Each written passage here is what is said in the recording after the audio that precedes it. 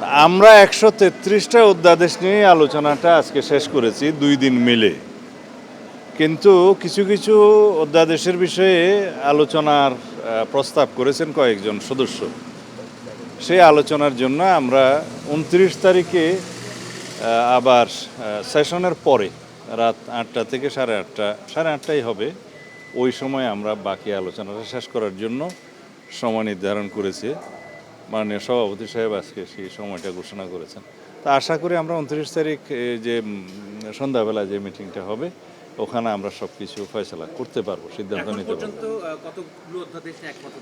এগুলা গুণই নেই, গুণই নেই, অধিকাংশ বিষয় চারটা অধ্যাদেশ আছে, এই চারটা অধ্যাদেশের বিষয়ে তো আলোচনা হয়েছে, মানে আপনারা হুবহু এই কোনটা কোনটা জুলাই সংক্রান্ত চারটা অধ্যাদেশ দেখা হচ্ছে, জুলাই যোদ্ধাদের সুরক্ষা আইন ওইটার বিষয়ে সবাই একমত এবং হুবহু ওইভাবে পার্লামেন্টে উপস্থাপন করা। হ্যাঁ, না, জুলাই যোদ্ধাদের এটা ইন্ডেমনিটি বিষয়ে যে জুলাই সুরক্ষা বোধহয় অধ্যাদেশটা, সেটার বিষয়ে সবাই একমত, এটা গত দিনই একমত হয়েছে। আর ওই যে দুদক আইন, তারপর হচ্ছে মানবাধিকার কমিশন আইন, গুম এগুলোর বিষয়ে আলোচনার জন্য রাখা হয়েছে। এখনো সিদ্ধান্ত এরকম কয়টা সব সেটা গুণে দেখি না, এটা 29 তারিখে বলতে পারবো।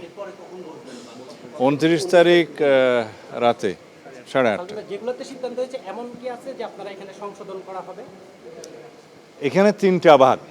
একটা ভাগ হচ্ছে অধ্যাদেশগুলো যেভাবে উত্থাপিত হয়েছে, প্রণীত হয়েছিল সেভাবে পাশ করা। পাশ করতে গেলে নিয়ম হচ্ছে সংশ্লিষ্ট মন্ত্রণালয় সেই বিলগুলো আবার আনবে এবং সেইভাবে পাশ হবে।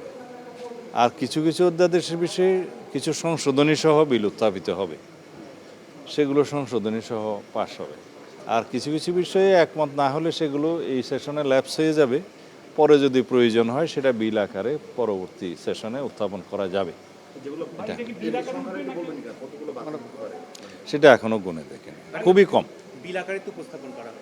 হ্যাঁ, যেগুলো পাশ হবে এগুলো বিল আকারে উত্থাপিত হয়েই পাশ করতে হবে। যেগুলো অনুমোদনের জন্য থাকবে ওগুলো কি এমনি ল্যাপস হবে নাকি অনুমোদন করবে? সংসদের নিয়ম হচ্ছে 3rd রিডিংয়ে বিল পাশ হওয়ার আগে যে অধ্যাদেশগুলো ছিল সেগুলো অনুমোদন করিয়ে নিতে হবে, তা না হলে 2টা আইন বিদ্যমান থাকে।